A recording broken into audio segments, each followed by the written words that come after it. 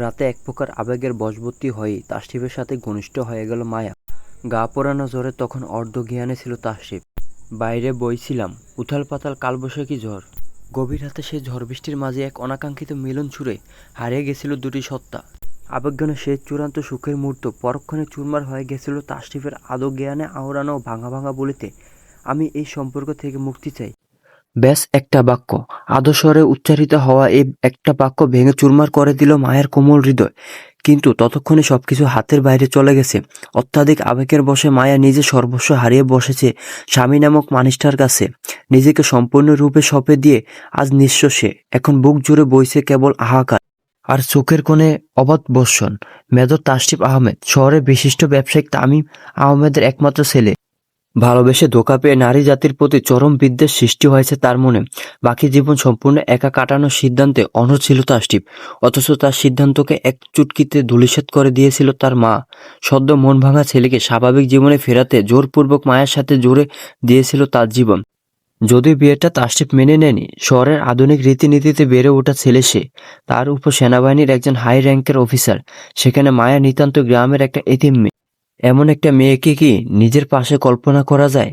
তাই বিয়ের আসরেই তাসটিফ কড়া ভাষায় জানিয়ে দিয়েছিল এই মেয়েকে সে কোনোদিন নিজের স্ত্রী রূপে স্বীকার করবে না।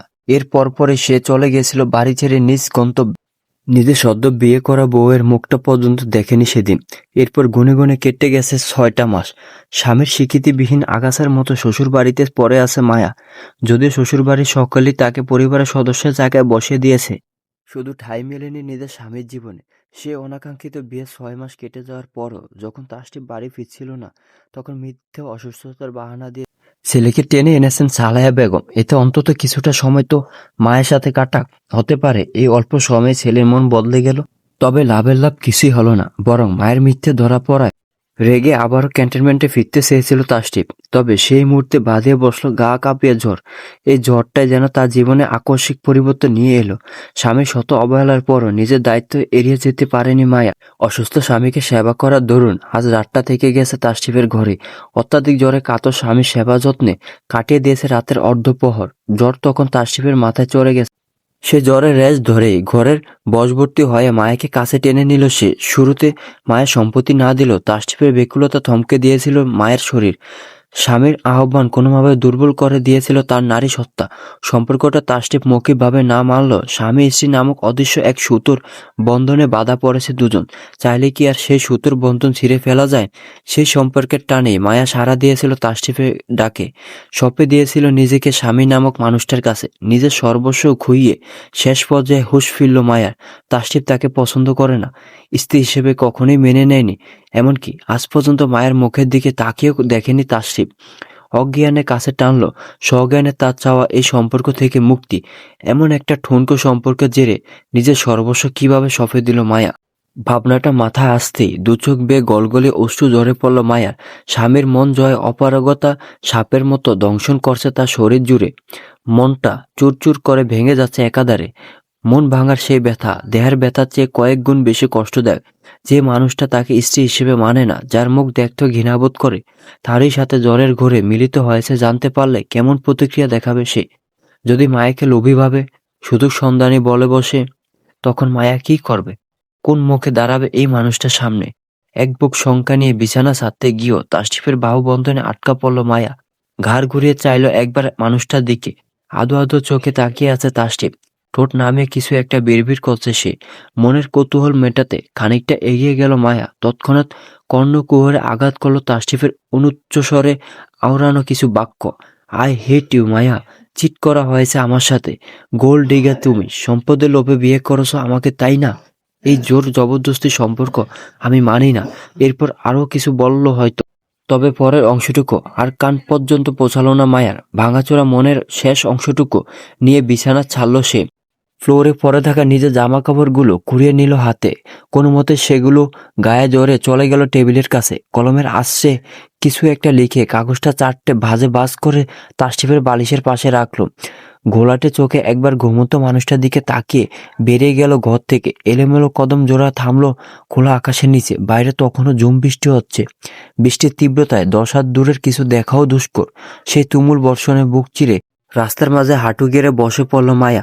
চোখ ফেটে কান্না বের হচ্ছে, তবে সেটা চোখের কোটর অতিক্রম করতে বৃষ্টির সাথে মিশে অস্তিত্ব বিলীন হয়ে যাচ্ছে। নিঃশব্দে কাঁদতে কাঁদতে আচমকায় গলা ছেড়ে চিৎকার করে উঠল মেয়েটা। চিৎকারে সেই সুরের সঙ্গে বেরিয়ে এলো এক অসহায় স্ত্রীর বুক ফাটা হাহাকার, জীবনের সবচেয়ে বড় ব্যর্থতার গল্প। নিজের সর্বস্ব খুইয়ে নিঃস্ব হওয়ার আর্তনাদ। তাসটিফের ঘুম ভাঙল একটু বেলা করে। ঘড়ির কাঁটা ঘুরতে ঘুরতে 8-এর ঘরে পৌঁছবে সবে। বাইরে তখন ঝলমলে রোদ। রাতে বৃষ্টির পর সকাল থেকে ঝলমলে রোদ দেখা দিয়েছে। আড়মোড়া ভেঙে পিটপিট করে চাইল তাসটিফ। জ্বর নেমে গেল, মাথাটা ভীষণ ভারী হয়ে আছে। ভারী মাথাটা এক প্রকার টেনিয়ে উঠে বসল সে। মুহূর্তে নিজেকে অর্ধনগ্ন অবস্থায় পেয়ে হকচকিয়ে গেল। মস্তিষ্কে জোর দিয়ে বোঝার চেষ্টা করলো ঘটনা কি। তৎক্ষণাৎ নজর জোড়া আটকে গেল বিছানার চাদরে। পুরো চাদর জুড়ে ছুপ রক্তের দাগ। এখানে আসলে কি ঘটেছে বুঝতে পেরে নিজের মাথাটা 2 হাত চেপে ধরল তাসটিফ। দৃষ্টিপটে ভেসে উঠল গতরাতের কিছু আবছা স্মৃতি। তবে বহু চেষ্টা করে মেয়েটার মুখটা সে স্মরণ করতে পারল না। পারবে কিভাবে? সে মেয়ের চেহারার দিকে কখনো চেয়েও দেখেনি। তার মুখ মনে রাখা কি সম্ভব? তবে চেহারা স্মরণ না হলেও মেয়েটাকে, সেটা বুঝতে বিন্দুমাত্র বেগ পেতে হলো না তাসটিফের। ডান হাতের তর্জনী এবং বৃদ্ধাঙ্গুলের সাহায্যে চোখ দুটো চেপে ধরে বলে উঠল, মায়া। শীত শীত শীত। এক বুক অস্বস্তি নিয়ে উঠে দাঁড়ালো তাসটিফ। রাগে পুরো শরীর রিরি করছে। তাসটিফ নিশ্চিত ওর অসুস্থতার সুযোগ নিয়ে ইচ্ছে করে মেয়েটা ঘনিষ্ঠ হয়েছে। পুরোটাই ওকে ফাঁসানোর ধান্দা। এই দৃষ্টতার জন্য মায়াকে সে কোনোদিন ক্ষমা করবে না। রাগে ফুঁসতে ফুঁসতে মায়ের তালাশে ঘরের চারিদিকে নজর বুলালো। তবে ঘরের কোনো কোণে মায়ের অস্তিত্বের সন্ধান না পেলেও নজর আটকালো বালিশের কাছে রাখা একটা চিরকুটে। কৌতূহলবশত চিরকুটটা তুলে মেলে ধরলো তাসটিফ। এরপর নিঃশব্দে পড়তে শুরু করলো। মেজর সাহেব, প্রচণ্ড ঘৃণা করেন আমাকে, তাই না? আমার চেহারাও আপনার দেখতে ইচ্ছে করে না? এত ঘৃণার মাঝে ইচ্ছাকৃতভাবে একটা ভুল কাজ করে ফেললাম যে। আপনি জ্ঞানে না থাকলেও আমি তো জ্ঞানে ছিলাম। সজ্ঞানে থেকেও আবেগের উপর নিয়ন্ত্রণ করতে পারলাম না। নিজেকে সঁপে দিলাম আপনার কাছে। অপরাধ না করে অপরাধী হয়ে গেলাম। পাপ না করা পাপী আমি। এখন নিশ্চয়ই আপনি আমাকে আরো বেশি ঘৃণা করবেন। মাত্রাতিরিক্ত ঘৃণা। আপনার এত ঘৃণা নিয়ে আমি থাকবো কিভাবে? সম্ভব নয় তো থাকা। তাই নিজের না করা পাপের প্রায়শ্চিত্ত স্বরূপ আপনাকে মুক্ত করে দিলাম। এই সুতোয় বাঁধা জীবন এবং জোরপূর্বক সম্পর্ক থেকে মুক্তি দিলাম। আজ থেকে আপনি মুক্ত। নিজের পছন্দ মতো একটা মেয়েকে বিয়ে করে জীবন সাজিয়ে নেবেন। আমার মুখ আর কোনোদিন দেখতে হবে না। ভালো থাকবেন, সুখে থাকবেন, নিজের খেয়াল রাখবেন। চিঠিটা পরে পুরোপুরি হতভম্ব হয়ে গেল তাসটিফ। ব্যর্থ ভঙ্গিতে ধপ করে বসে পড়ল খাটের উপর। এতদিন সেই মেয়েটার প্রতি একটা ভুল ধারণা মনে পুষে রেখেছিল। মেয়েটাকে সে লোভী ভেবে সবসময় অবহেলা করে এসেছে। অথচ আজ তাসটিফ বুঝতে পারছে তার ধারণা পুরোটাই ভুল। মেয়েটা আর যাই হোক, কিন্তু লোভী নয়। নিজের ভুল বুঝতে পেরে নজর ঝুঁকে গেল তাসটিফের। তৎক্ষণাৎ টুংটাং শব্দে তার ফোনে একটা মেসেজ আসলো। মেজর, আপনার জন্য কি গাড়ি পাঠাবো? গতকাল ক্যান্টনমেন্টে ফিরে যাওয়ার জন্য নিজের টিমের কাছে বার্তা পাঠিয়েছিল তাসটিফ। সেই সূত্র ধরে তারা নিশ্চিত হতে চাইছে তাদের মেজর 2 দিনের মাথায় আদৌ ফিরবে কিনা। মেসেজটা দেখেও তৎক্ষণাৎ কোনো জবাব দিতে পারল না তাসটিফ। তার 28 বছরের জীবনে এই প্রথম নিজের ভুল বুঝতে পেরেছে। অজ্ঞানে করে ফেলা এই মারাত্মক ভুলটা এবার কিভাবে সংশোধন করবে সে? অশান্ত ভঙ্গিতে ছেলে ঘরের দরজার সামনে পায়চারি করছেন সালেহা বেগম। বার কয়েক দরজা ধাক্কানোর উদ্দেশ্যে হাত তুলেও আবার সেই হাতখানা গুটিয়ে নিলেন। গতকাল গা পোড়ানো জ্বর নিয়ে ঘরে ঢুকেছে ছেলেটা। এখন কি অবস্থা কে জানে। রাতে জ্বর বেড়েছিল নাকি কমেছিল। ছেলে তার সুস্থ আছে তো? একমাত্র সন্তানের অসুস্থতা বারবার কাঁপিয়ে তুলছে মায়ের বুক। তবে মুখ ফুটে ছেলেকে ডাকার সাহস আর পাচ্ছেন না তিনি। বিয়ের পর এই প্রথম দুজন এক ঘরে রাত কাটিয়েছে। বউ সমেত ছেলে ঘরে থাকলে তাকে কি এভাবে সকালে ডাকা যায়? তাই মনের ছটফটানি নিয়ে দরজার সামনেই পায়চারি করে বেড়াচ্ছেন। ঠিক এমন সময় চঞ্চল পায়ে রুবাইয়াকে আসতে দেখা গেল।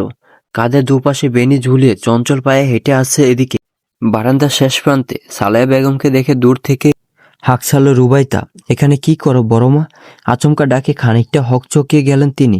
পরপরে রুবাইয়াকে আসতে দেখে খানিকটা খুশিও হলেন। মনের অস্বস্তি খানিকটা কমলো যেন। হন্তদন্ত পায়ে ছুটে এলেন রুবাইয়ার কাছে। মেয়েটার একটা হাত টেনে ধরে বললেন, তোর ভাইয়ের ঘুম ভাঙলো কিনা দেখতো। দরজার বাইরে থেকে একটা ডাক দিয়ে চলে আয়। সে তো তুমিও ডাকতে পারো। রুবাইয়ার অবুঝ জবাবে বেশ নাখোশ হলেন সালেহা বেগম। চোখ রাঙিয়ে বললেন, এই সকাল সকাল আমার ডাকা সাজে নাকি? আমি মুরব্বী মানুষ না? তুই গিয়ে ডাক। তোমার ডাকা আর আমার ডাকার মধ্যে পার্থক্য কি হলো বড়মা? তুই বুঝবি না। যা বলছি তাই কর। গিয়ে ছোট্ট করে একটা ডাক দিয়ে চলে আয়, খবরদার একেবারের বেশি ডাকবি না। রুবাইতা আর তর্কে জড়ালো না, বরমের আদেশ মোতাবেক দরজার সামনে গিয়ে তাসরিফ ভাই বলে জোরে সোরে ডেকে উঠল। তবে ভেতর থেকে তাসরিফের কোনো সারা শব্দ পাওয়া গেল না, আর না জবাব এলো মায়ার। ছেলেটা বোধহয় জ্বরের ঘোরে এখনো ঘুমাচ্ছে, আর মায়া সেও বোধহয় সারা রাত স্বামীর সেবা যত্ন করে শেষ সময়ে এসে ঘুমিয়ে পড়েছে। আপন মনকে বুঝ দিয়ে রুবাইতাকে নিয়ে নিচে চলে গেলেন তিনি। আর একটু সময় তাতে আহামরি ক্ষতি তো আর হচ্ছে না। সালেহা বেগম নিচে নেমে আসার মিনিট পাঁচেকের মাথায় তাসরিফকে নিচে নামতে দেখা গেল। আধভেজা চুলগুলো হাত দিয়ে ঝাড়তে ঝাড়তে সিঁড়ি মারিয়ে নিচে নামছে সে। সুটাম দেয়া জড়িয়েছে বাইরে যাওয়ার ফর্মাল ড্রেস। এই সাত সকালে ছেলেকে বেরোনোর প্রস্তুতি সমেত নামতে দেখে খানিকটা চিন্তায় পড়ে গেলেন সালেহা বেগম। তবে কি ছেলেটা আজকে ফিরে যাবে মায়ের সাথে? তবে কি বনিবনা হলো না? এরই মধ্যে তাসরিফ একটা চেয়ার টেনে বসে পড়ল। নিজ উদুকে প্লেটে খাবার তুলে নিয়ে খাওয়ায় মনোযোগ দিল। তার মুখের ভাবভঙ্গি বেজায় শান্ত। ছেলের দিকে এক পলক তাকিয়ে দোতলায় একবার নজর বুলালেন সালেহা বেগম। এরপর এগিয়ে এসে ছেলের কপালে হাত রেখে প্রশ্ন করলেন, জ্বর কমেছে আব্বা? হুঁ। খেতে খেতে ছোট্ট করে জবাব দিল তাসরিফ। সালেহা বেগম আরো একবার দোতলায় চাইলেন, দৃষ্টি সেদিকে রেখেই শুধালেন, মায়া আসছে না কেন? ওর কি এখনো ঘুম ভাঙেনি? মায়ার নামটা কর্ণ করে পৌঁছাতেই অল্প সময়ের জন্য থেমে গেল তাসরিফের হাত। সেকেন্ড কয়েক স্থির হয়ে থেকে আবারও খাওয়ায় মনোযোগ দিল। ছেলের তরফ থেকে কোনো জবাব না পেয়ে বেশ চিন্তায় পড়ে গেলেন সালেহা বেগম। রুবাই তাকে উদ্দেশ্য করে বললেন, তোর ভাবিকে ডেকে নিয়ে আয় তো রুবা। এত বেলা পর্যন্ত কিসের ঘুম? রুবাইতা যেই না উঠতে যাবে তৎক্ষণাৎ জবাব এলো তাসরিফের তরফ থেকে, মায়া বাড়িতে নেই, চলে গেছে। এই ছোট্ট বাক্যটা মুহূর্তে বজ্রপাত ঘটালো পুরো বাড়ি জুড়ে। উপস্থিত সকলে চমকে তাকালো তাসরিফের দিকে, যে এই মুহূর্তে নির্বিকার ভঙ্গিতে খেয়ে যাচ্ছে। তামিম আহমেদ মৃদুস্বরে চেঁচিয়ে উঠলেন, চলে গেছে মানে? কোথায় গেছে? আমাকে বলে তো আজ যায়নি। যাওয়ার আগে একটা চিরকুট ছেড়ে গেছিল, সেটা দেখে জানতে পারলাম বাড়ি ছেড়ে চলে গেছে। একদম সাবলীল ভাষায় ঝরঝরে কণ্ঠে আওড়ে গেল বাক্যগুলো, যেন মায়ের হঠাৎ বাড়ি ছেড়ে চলে যাওয়ায় ওর কোনো মাথা ব্যথা নেই। কথা শেষ হতে আচমকা সশব্দে চপেটাঘাত পড়ল তাসরিফের বাম গালে। আচমকা থাপ পরে মুখটা ডান পাশে ঘুরে গেল তাসরিফের। শোনা গেল সালেহা বেগমের হুঙ্কার, কি করেছিস মেয়েটার সাথে? এমন কি বলেছিস যে মেয়েটা রাতের আধারে বাড়ি ছেড়ে চলে গেল? কিছুই বলিনি মা। কিছু না বললে হুট করে কেন চলে যাবে? তাও কাউকে কিছু না বলে? এমনি এমনি তো আর বাড়ি ছাড়বে না। আশ্চর্য, তোমরা তো এমন বিহেভ করছো যেন আমি ওকে ঘাড় ধাক্কা দিয়ে বাড়ি থেকে বের করে দিয়েছি।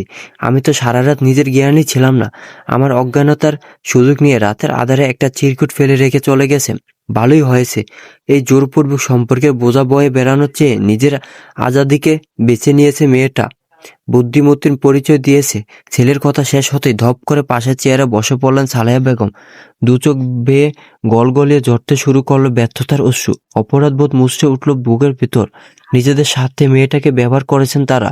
এক অনাকাঙ্ক্ষিত সম্পর্কের বোঝা চাপিয়ে দেওয়া হয়েছে মেয়েটার কাঁধে, যেখানে শুরু থেকে মেয়েটা স্বামীর অবহেলা, তিরস্কার আর অস্বীকৃতি নিয়ে বেঁচেছিল। তবুও মুখ ফুটে কখনো অভিযোগ করেনি, আঙুল তুলে কখনো বলেনি, আমার জীবন নষ্ট করলেন কেন? আকাশ সমান ধৈর্য নিয়ে অপেক্ষা করে গেছে সম্পর্কটা স্বাভাবিক হওয়ার। সেই ধৈর্যবান মেয়েটার হুট করে বাড়ি ছেড়ে চলে যাওয়া স্বাভাবিক বিষয় নয়। কতই না কষ্ট বুকে চেপে ছেড়েছে বাড়ি। চোখ ভর্তি অশ্রু নিয়ে সালেহা বেগম বললেন, কোথায় চলে গেল মেয়েটা? এই অচেনা শহরে ওর তো আপন বলতে কেউই নেই। নিজের বাড়ি ফিরে গেছে হয়তো। এমন সিচুয়েশনে মেয়েরা সাধারণত নিজের বাপের বাড়ি চলে যায়, সহজ একটা বিষয়। ছেলের অর্থহীন জবাব শুনে রাগের পার তরতর করে বেড়ে গেল তামিম আহমেদের। রাগের বহিঃপ্রকাশ স্বরূপ খাবার টেবিলের থাবা মেরে হুঙ্কার ছেড়ে বললেন, কথাটা বুঝে বলছো তো তাসরিফ? মেয়েটা অনাথ। এই নিষ্ঠুর দুনিয়াতে মেয়েটার এক আমরা ছাড়া আপন বলতে আর কেউ নেই। নিজের শেষ ঠাঁই বলতে একটা বাবার বাড়ি ছিল, সেটাই ওর চাচারা বেইমানি করে আত্মসাৎ করেছে। এমন পরিস্থিতিতে যাবে কোথায় ও? এই পর্যায়ে বেশ জোরে সোরে একটা ধাক্কা খেল তাসরিফ। জোরপূর্বক বিয়ে দেওয়ায় মায়ের প্রতি বরাবরই অনাগ্রহ দেখিয়েছে সে, যার দরুন একবারও মেয়েটার পরিবার সম্পর্কে জানার চেষ্টা করেনি। বিয়ের আগে কেবল এতটুকু জেনেছিল, যার সাথে ওর বিয়ে হচ্ছে সে গ্রামের একটা সাধারণ ঘরের মেয়ে। ব্যাস, অপছন্দের জন্য এতটুকু কারণই যথেষ্ট ছিল তাসরিফের জন্য। তবে মেয়েটা যে অনাথ সেই কথা তাসরিফ জানতো না। আজ বিয়ে 6 মাস পর এসে মায়ের জন্য করুণা হচ্ছে, তা সেই সঙ্গে চিন্তাও হচ্ছে কিছুটা। এরই মাঝে তামিম আহমেদ পাঞ্জাবির পকেট থেকে নিজের ফোন বের করে একটা নাম্বারে ডায়াল করলেন। ফোনটা রিসিভ হতেই চিন্তিত কণ্ঠে শুধালেন, মায়ে কি গ্রামে গেছে ইকবাল ভাই? একটু আগে তো ওর চাচার বাড়িতে বাজার দিয়ে আসলাম, কই মায়াকে তো দেখলাম না। চিন্তার পারদ এবার হুড়হুড় করে চূড়ান্ত সীমা অতিক্রম করে ফেললো যেন। এতে মেয়েটা চারিদিক থেকে ঠকতে ঠকতে শেষ পর্যায়ে এই বাড়িতে ঠাঁই পেয়েছিল। এই দুনিয়াতে ওর আপন বলতে কেউ নেই। তাহলে হুট করে কোথায় চলে গেল মেয়েটা? কার কাছে গেল? শহরের রাস্তাঘাটে চলতে গিয়ে যদি কোনো বিপদে পড়ে? অত্যাধিক চিন্তায় আর স্থির হয়ে বসে থাকতে পারলেন না তামিম আহমেদ। মনে সন্তুষ্টির জন্য সিদ্ধান্ত নিলেন আশেপাশের জায়গাগুলোতে খুঁজে দেখবেন, না পেলে সোজা থানায় চলে যাবেন। বাপ মা মরা মেয়েটা তামিম আহমেদের দায়িত্ব, ওকে এভাবে হারিয়ে যেতে দিতে পারেন না তিনি। অন্তত নিজের ছেলের কারণে তো কখনোই নয়। ভাবনা মোতাবেক তড়িঘড়ি করে উঠে দাঁড়ালেন তিনি। দ্রুততম কদম বাড়ালেন বাড়ির সদর দরজার দিকে। যেতে যেতে নিজের স্ত্রীকে উদ্দেশ্য করে বললেন, খুঁজতে যাচ্ছি মায়াকে, যেভাবেই হোক ওকে নিয়েই বাড়ি ফিরবো। খোদার কাছে সাহায্য চাও সালেহা, এর মাঝে মেয়েটার কোনো ক্ষতি যেন না হয়। তামিম আহমেদের পেছন পেছন তার ছোট ভাই রামিম আহমেদও ছুটলেন মায়ের খোঁজে। এতক্ষণ ধরে নির্বিকার ভাবে বসে থাকলো। এই পর্যায়ে কপালে কয়েকটা চিন্তার ভাঁজ পড়ল তাসটিফে। মনের কোণে কোথাও না কোথাও সামান্যতম অপরাধবোধ সৃষ্টি হলো। এতদিন ধরে মন প্রাণ দিয়ে ঘৃণা করে আসা মেয়েটাকে হঠাৎ করে ফিরে পেতে মন চাইল। আসলে দূরত্ব না বাড়লে মানুষ সম্পর্কে কদর করতে শেখে না। তাসটিফের ক্ষেত্রে হয়তো এই ঘটনাই ঘটেছে। এতদিন হাতের নাগালে থাকায় মূল্যায়ন করেনি মেয়েটাকে, অথচ আজ হারিয়ে যাওয়াতে অদৃশ্য এক টান অনুভব করছে মায়ের প্রতি। ঘৃণা করা মেয়েটাকেও ফিরে পেতে মন চাইছে। নিজের করা সকল ভুলগুলো সংশোধন করার ইচ্ছে জাগছে। মাথা নিচু করে খানিকক্ষণ আকাশ পাতাল ভাবল তাসটিফ। এর পরপরে হুট করে উঠে দাঁড়ালো।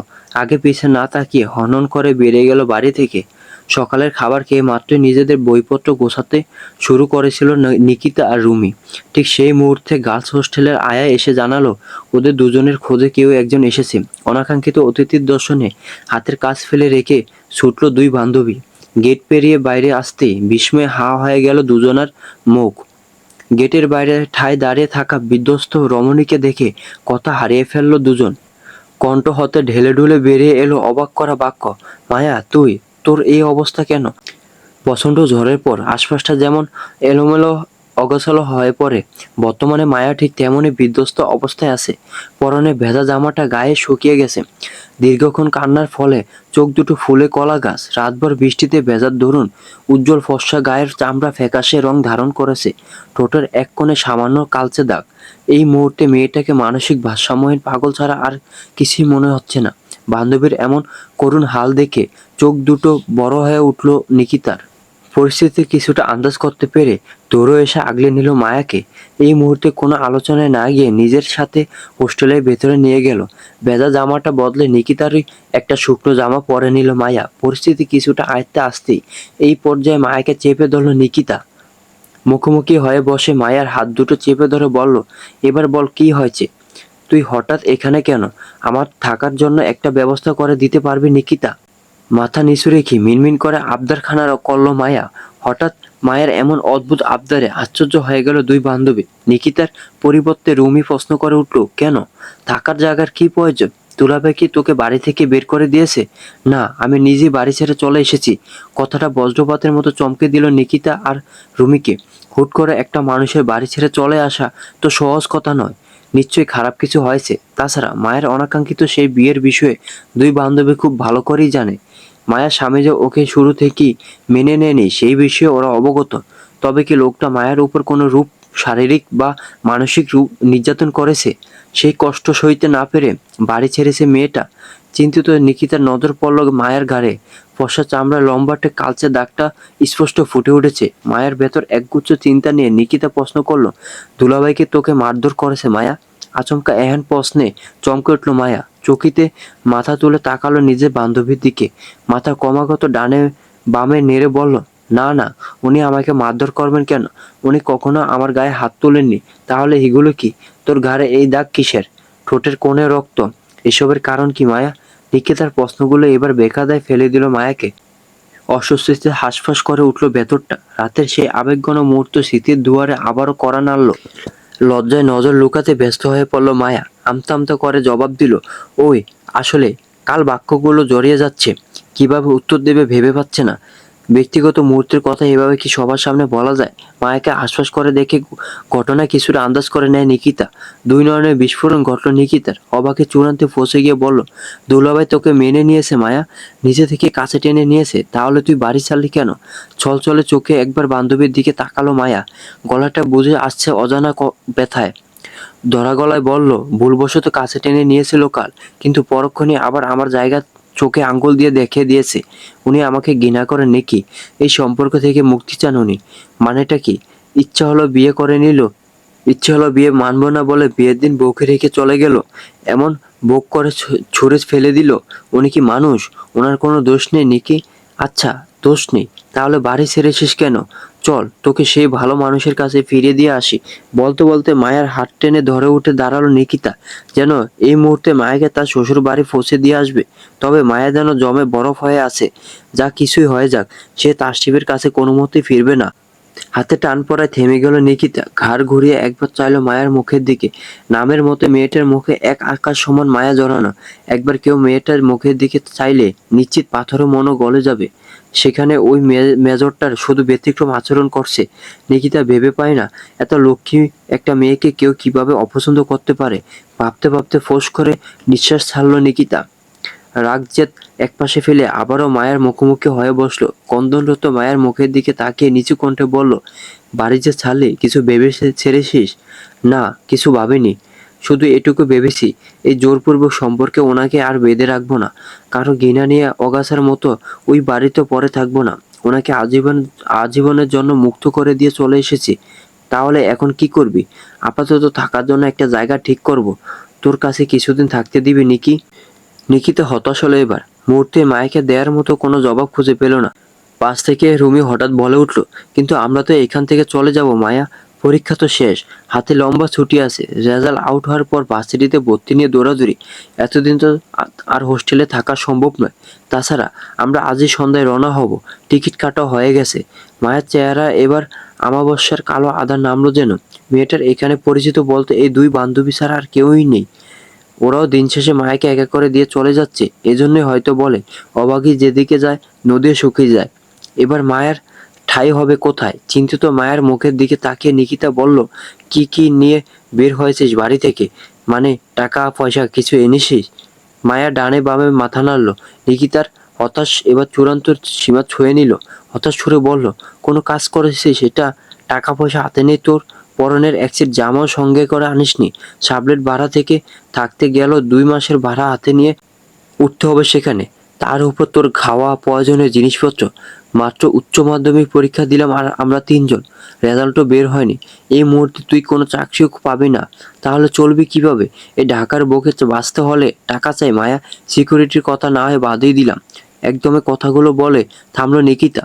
ওর কথাগুলো মায়ার দুশ্চিন্তা 1000 গুণ বাড়িয়ে দিল। সত্যিই তো, আবেগের বয়সে মায়া বাড়ি তো ছাড়লো, অভিমান থেকে তাসফিকে মুক্তিও দিয়ে দিল, বিয়ে নাম সম্পর্কের অদৃশ্য বন্ধন ছিন্ন করে একলা চলার পথ বেছে নিল। কিন্তু এই লম্বা পথ একা পাড়ি দেবে কিভাবে সেটা তো ভাবলো না।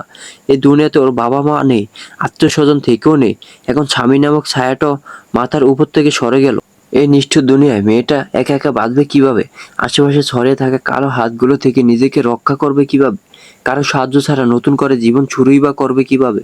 ভাবতে ভাবতে চোখ ভরে এলো মায়া। নিজের সিদ্ধান্ত নিয়ে দ্বিধা দ্বন্দ্ব মস্তিষ্ক শূন্য করে দিল।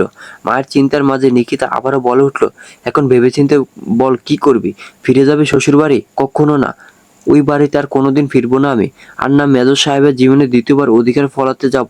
ওই মানুষটা ঘৃণা করে আমাকে। এই জোরপূর্বক সম্পর্কটা গলার কাটা হয়ে দাঁড়িয়েছে ওনার। ঘৃণা নিয়ে আর যাই হোক, সংসার করা যায় না নাকি?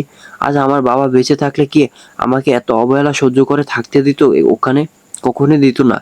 আমি আর ওনার কাছে ফিরতে চাই না। আমি নতুন করে জীবন সাজাতে চাই, নিজের মতো মাথা উঁচু করে সম্মানের সাথে বাঁচতে চাই। ওনার জীবন একটা অযাচিত পরগাছা হয়ে থাকতে চাই না। একদমই কথাগুলো বলে থামলো মায়া। মেয়েটা অত্যন্ত শান্তশিষ্ট হলো। আজ কথায় কেমন যেন তলোয়ারের মতো ধার ছিল। কথার বাজে ছিল আত্মসম্মান নিয়ে বাঁচার এক বুক ইচ্ছা। নিকিতা চুপচাপ কিছুক্ষণ ভাবলো, এরপর হুট করে বলে উঠল, আমার সাথে যাবি মায়া? কোথায়? আমার বাড়ি, মানে চট্টগ্রাম। হ্যাঁ, তোর একটা ব্যবস্থা না হওয়া পর্যন্ত তুই আমার কাছেই থাকবি। আমি বাড়িতে সবাইকে ম্যানেজ করে নিব। যাবি আমার সাথে? এই পর্যায়ে কিছুটা চিন্তায় পড়ে গেল মায়া। ছোট থেকে বড় হয়েছে গ্রামে নিজের বাড়িতে, যেটা মায়ার জন্য সবচেয়ে শান্তির জায়গা ছিল। এরপর কপাল দোষে বাবা মা দুজন একসাথে মারা গেল। চাচাদের ষড়যন্ত্রের ফাঁদে পড়ে মেয়েটাকে আপন বাড়ি ছাড়তে হলো। তামিম আহমেদের বদৌলতে ঠাঁই মিলল ঢাকা শহরে। এখন এই শহর ছেড়ে অন্য কোথাও আশ্রয় নিতে হবে। নিজেকে কেমন যেন পরগাছা মনে হলো মায়ার। মেয়েটার হয়তো জন্মই হয়েছে অন্যের কাঁধে ভর করে বাঁচার জন্য, না হলে এত এত প্রতিকূলতা তার জীবনে কেন? এদিকে মায়াকে চুপ থাকতে দেখে অধৈর্য হয়ে গেল নিকিতা। মায়ের বাহুতে মৃদু ধাক্কা দিয়ে বলল, কিছু বলছিস না যে? জলদি জলদি জবাব দে, হাতে সময় কম। বিপরীতে মায়া তৎক্ষণাৎ কোনো জবাব দিল না। তবে কিছু একটা বলার জন্য কেমন যেন হাঁসফাঁস করছে মেয়েটা। বার কয়েক বলতে গিয়ে ঠোঁটে চেপে ধরছে। বেশ খানিকক্ষণ চুপ থেকে ইতস্তত কণ্ঠে মায়া বলল, কিছু খেতে দিবি নিকিতা? খুব ক্ষুধা লেগেছে। কথাটা বলেই লজ্জায় মাথা নিচু করে নিল মায়া। দুই হাতের তালু ডলতে ডলতে নিজের অস্বস্তির জানান দিল। এদিকে মায়ের কথাটা যেন তীরের মতো বিঁধল নিকিতার বুকে। মেয়েটার এমন দ্বিধাগ্রস্ত আবদার বড়ই লজ্জায় ফেলল নিকিতাকে। কথার তালে পরে মেয়েটার শুকনো মুখের দিকে খেয়ালই করেনি সে। মানুষ ঠিক কোন পর্যায়ে গেলে কারোর কাছে খাবার চেয়ে আবদার করে সেটা কি আর মুখে বলে বোঝাতে হবে? নিকিতা তৎক্ষণাৎ উঠে দাঁড়ালো, দ্রুত কদম চালালো কিছু খাবার আনতে। কয়েক কদম গিয়েও থেমে গেল, পিছন ফিরে আঙ্গুল তুলে বলল, নির্যাতন অত্যাচারের বাইরেও লোকটা খেতে পর্যন্ত দেয়নি তোকে? মানে শারীরিক মানসিক কোনো অত্যাচারেই বাদ রাখেনি নির্দয় বিবেকহীন লোকটা? আয় সোয়ার মায়া, সুযোগ পেলে এই লোকের চাকরি খেয়ে দেবো আমি। মকবুল সরকারের চায়ের দোকানটা সন্ধ্যা হলেই রমরমা হয়ে ওঠে। এলাকার কম বয়সী ছেলেগুলো থেকে শুরু করে বৃদ্ধ পর্যন্ত আড্ডা জমায় এই চায়ের দোকানে। তবে আজ যেন সন্ধ্যা নামার আগে দোকানটা যুবকদের ভিড়ে ভরে গেছে। তাসটিপ সহ তার এলাকার বন্ধু বান্ধব একত্রিত হয়েছে সেখানে। প্রত্যেকের হাতে একটা করে চায়ের কাপ। একে একে সবাই তৃপ্তি চুমুক দিল। গলা দিয়ে এক ফোঁটা পানিও নামাতে পারল না তাসটিপ। অজানা কোনো কারণে বুকটা জ্বলছে। কেমন যেন শূন্য শূন্য লাগছে ভেতরে। মনে হচ্ছে দেয়ার ভেতর কিছু একটা নেই, কোথাও একটা ফাঁকা, অসম্পূর্ণ। সে সকাল থেকে পুরো এলাকা জুড়ে মায়াকে খুঁজে চলেছে তাসটিপ। চেনা পরিচিত কোনো জায়গা বাদ রাখেনি, অথচ ফলাফল শূন্য। এক রাতেই কেমন যেন গায়েব হয়ে গেছে মেয়েটা। সব সময় অযচিত ভেবে আসা মেয়েটার তালাশে আর চোখ জোড়া বেকুল তাসটিফের। অনাকাঙ্ক্ষিত ভাবে ঘনিষ্ঠ হওয়ার ফলে কি এই অদ্ভুত অনুভূতি? তাসটিফের ভাবনা ছেদ ঘটল তার বন্ধু সোহেলের ডাকে। বন্ধুর কাঁধে হাত থেকে সোহেল বলে উঠল, মেজর সাহেব, বুকটা কি একটু বেশি ফুটছে? আচমকা ডাকে চমকে উঠল তাসটিফ। ভাবনার জোয়ারে ভাটা পড়ল মুহূর্তেই। মেজর সাহেব ডাকটা কানে গভীরে বিঁধে গেল যেন। মায়ের মুখে বেশ কয়েকবার এই ডাকটা শুনেছে তাসটিফ, তবে কখনো মেয়েটার ডাকে সাড়া দেওয়ার প্রয়োজন বোধ করেনি। খুবই সূক্ষ্মভাবে উপেক্ষা করে গেছে মেয়েটাকে। অথচ আজ এই ডাকটাই ভেতরটা কেমন নাড়িয়ে দিচ্ছে। এক বুক অস্বস্তি নিয়ে ফিরে তাকালো তাসটিফ। কাঁধ থেকে বন্ধুর হাত নামাতে নামাতে বলল, নাম ধরে ডাক। কেন? মেজর সাহেব ডাকটা আমার পছন্দ নয়। ভাবি ডাকতো তাই? তাসটিফ কিছু বলতে গিয়েও চুপ হয়ে গেল। কথাগুলো সব এলোমেলো হয়ে গলার কাছে আটকে রইল। নিজের এই অগোছালো অনুভূতির প্রতি চরম বিরক্তি জন্ম নিল মনে। বন্ধুর এমন নাজেহাল অবস্থা দেখে মৃদু হাসল সোহেল। পরক্ষণে আবার মুখের হাসি মিলিয়ে গেল ছেলেটার। মলিন সুরে বলল, মেয়েটার প্রতি এতটা নির্দয় না হলেও পারতি। কতবার বলেছিলাম বিয়েটা মেনে নে, ভাবিকে একটা সুযোগ দে। ভাবি অনেক ভালো মনের মানুষ তাসটিফ, তোকে কখনো অভিযোগ করার সুযোগ দিত না। শুনলি না আমার কথা? এখন হারিয়ে পাগলা কুত্তার মতো খুঁজে বেড়াচ্ছিস। এখন খুঁজে কী লাভ? লাভ লসের অঙ্কটা না হয় আমি কষে নেব। আমার বউ নিয়ে তোর এত চিন্তা কেন? চিন্তা করতে হয়, তুই তো মেয়েটাকে পাত্তাও দিস না। দেবর হিসেবে আমার দায়িত্ব মেয়েটার খোঁজ খবর রাখার। কথাটা শেষ করতে না করতেই আচমকায় সোহেলের গলা চেপে ধরল তাসটিফ। ফর্সা মুখটা রাগে রক্তিম বর্ণ ধারণ করেছে। এই আকস্মিক রাগের আগমন কোথা থেকে হলো কে জানে। তবে সোহেলের চোখে মায়ের জন্য এত চিন্তা কিছুতেই হজম করতে পারল না তাসটিফ। রাগের বশীভূত হয়ে চিবিয়ে চিবিয়ে বলল, ও আমার বউ, আমি মানি বা না মানি তবুও ও আমার বউ। খবরদার যদি ওর দিকে চোখ তুলে তাকাস তো। চেপে ধরা গলাটা ছাড়াতে ছটফটিয়ে উঠল সোহেল। সঙ্গে সঙ্গে নীরব দর্শক হয়ে বসে থাকা বাকিরা ছুটে এসে ছাড়িয়ে নিল দুজনকে। শক্ত করে চেপে ধরায় গলায় দাগ বসে গেছে সোহেলের। সেখানে হাত বোলাতে বোলাতে সোহেল দাঁত কিরমির করে বলল, শালা বদ, বউটাকে শুরু থেকেই অবহেলা করে এখন জামাইগিরি দেখাতে আসছে।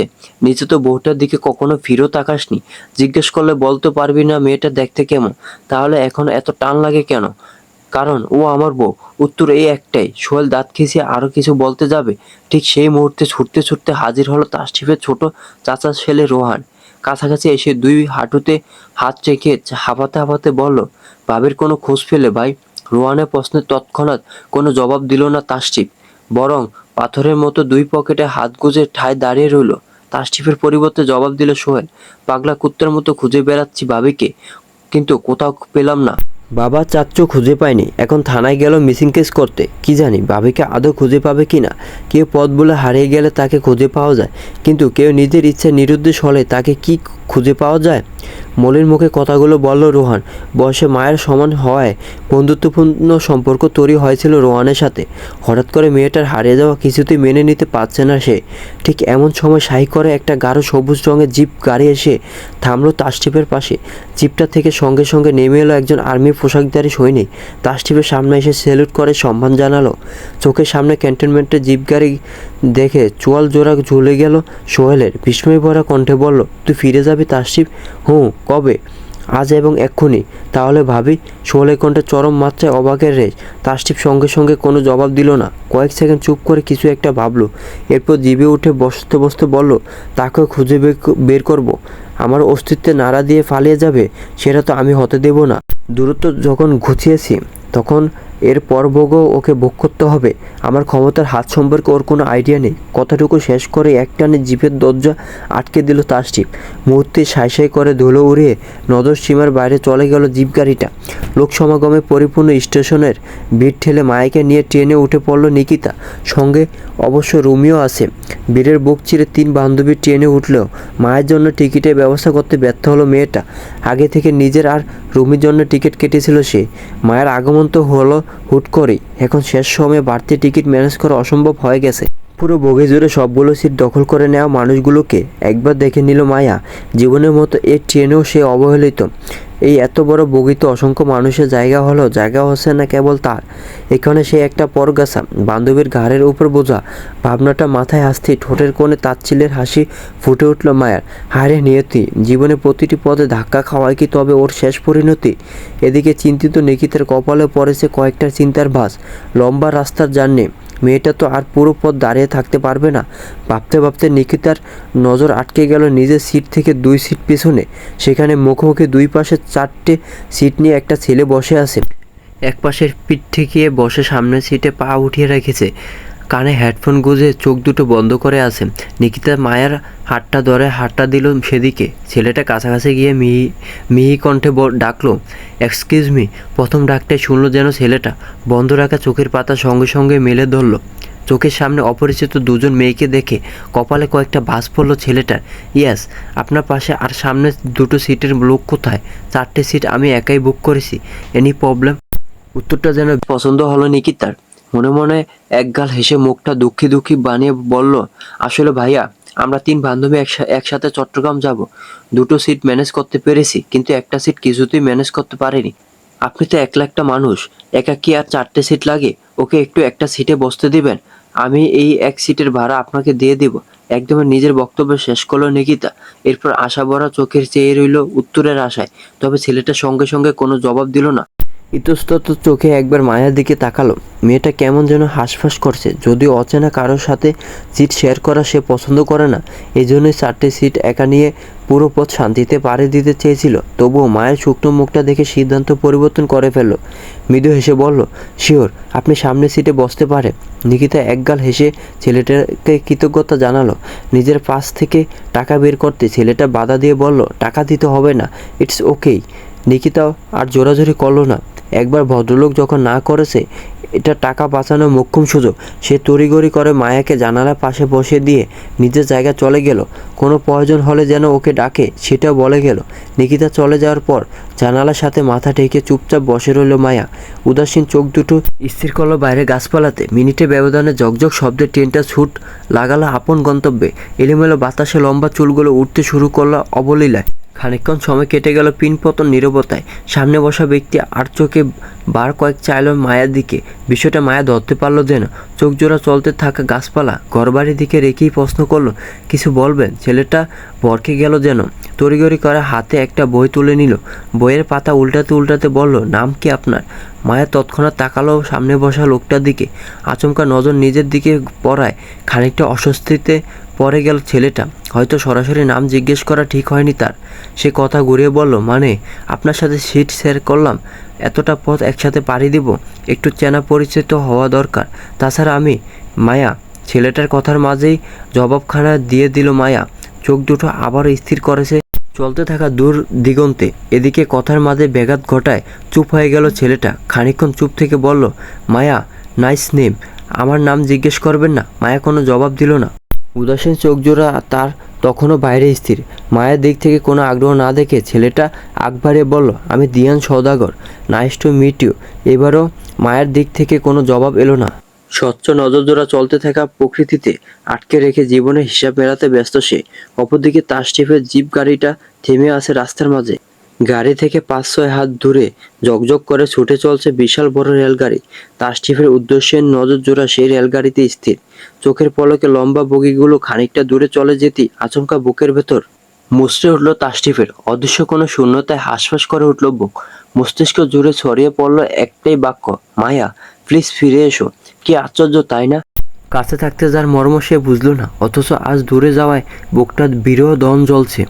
বন্ধুরা, আজকের গল্পটি এই পর্যন্তই। যদি গল্পটি ভালো লাগে তাহলে ভিডিওটি লাইক করুন।